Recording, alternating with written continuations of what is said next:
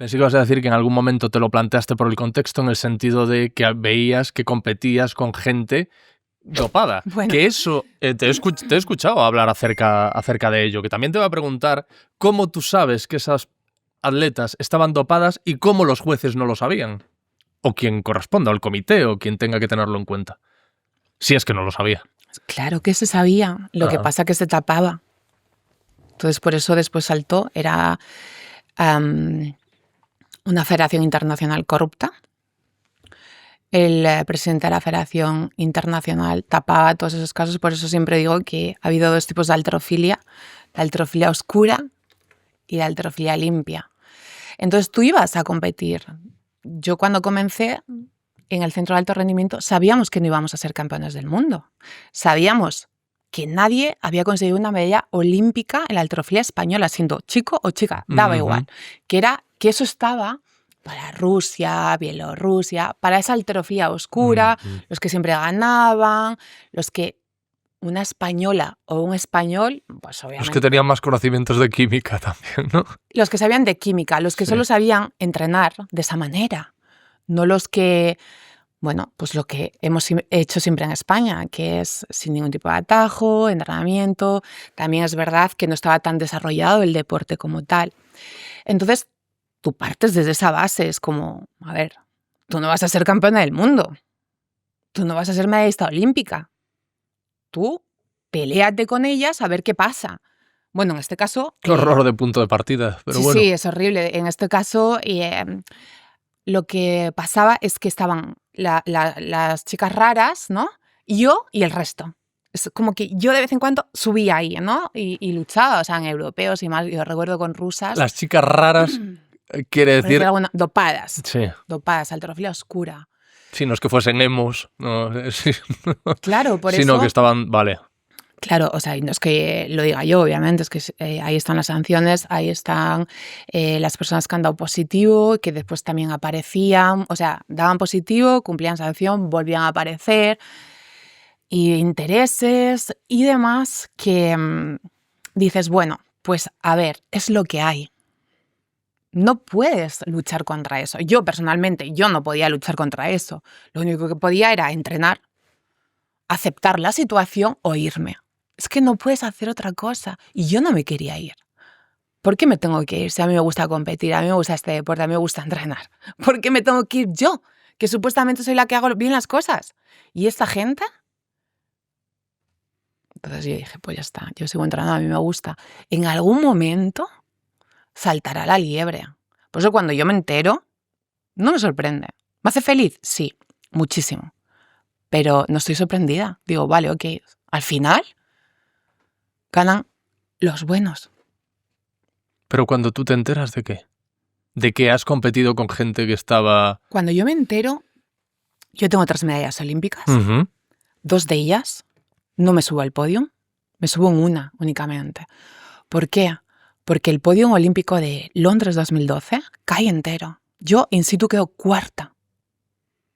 Y me entero 9 años después.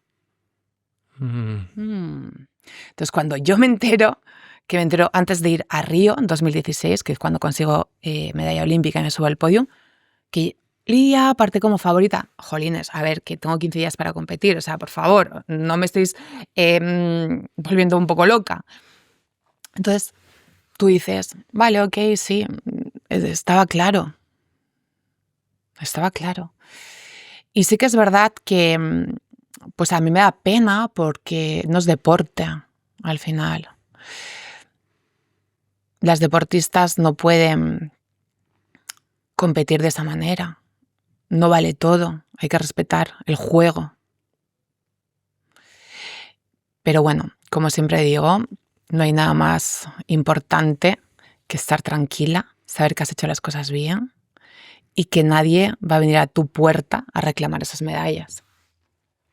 ¿Nunca alguno de los preparadores que has tenido te ha tentado con la posibilidad de, si queremos ganar, a lo mejor hay que hacer un extra? Nunca. Nunca, ¿no? Nunca. Nunca, porque al final la halterofilia en España es que no te va a cambiar la vida. Entonces, grandes potencias que realmente, pues eso, es la única manera de conseguir y quieren tener 8 medallistas mundiales o 8 campeones olímpicos, como en Rusia, por ejemplo, que ya es deporte, o sea, es doping de Estado, o sea, es heavy, está subvencionado por... Entonces, nunca la halterofilia española es 100% limpia y realmente considero que es la única manera de hacer deporte. ¿Cómo funcionaban los test de doping? Bueno, pues... ¿Qué es lo que hacían? ¿En competición? Sí. En competición, si consigues medalla, te hace un control. ¿A posteriori? No, in situ.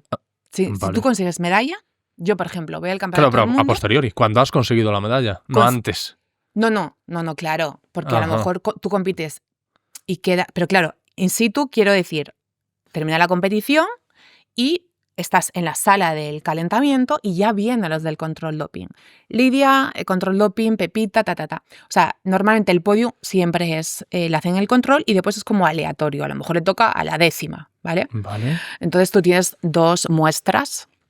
O sea, tú lo que tienes que hacer es orinar en un bote que te están mirando, la chica, y después tienes 2... Claro, mira cómo lo haces porque ha habido casos, ¿no? De gente que utiliza orina de otras personas. Es que ha habido tantas cosas. De hecho, te invito a que veas el documental Ícaro, que está en Netflix. Lo he visto. ¿Lo has visto? Pues ves cómo... Es que al final es eso. Cómo las muestras que tú supuestamente pensabas que iban al laboratorio estaban abiertas. Eso no se puede abrir. Y ahí aparece que están manipuladas. ¿Cómo manipulas eso? Entonces, si estás manipulando eso, pues ¿para qué lo realizamos? Y tú cuando estabas en competición y veías a algún atleta, decías, estaba hasta... Claro. Solo con ver. ¿Y cómo habla? De repente... Claro, de repente habla... Claro, hablan así, Hola. hablan raro, su físico, sus músculos, sus granos... Porque empiezas a desarrollar cosas que no son normales, te estás hormonando al final. Claro. Por eso cuando la gente, recuerdo, inclusive mi familia cuando empezó con la halterofilia, es como, ¡oh, se nos va a convertir en un chico! No, es que claro, lo que se veía y lo que se proyectaba de la halterofilia era la primera, segunda, tercera, mujeres, que menos mujeres parecían de todo. ¿Pero por qué? ¿Por cómo iban realmente? Después tú ves a todas las españolas y son chicas deportistas normales, francesas, etc. Son chicas que hacen halterofilia, deportes de fuerza, pero son normales. ¿Qué pasa? Que esas no salían por la televisión, porque no eran las que ganaban. Las que ganaban eran las otras. Las que tú decías, ostras,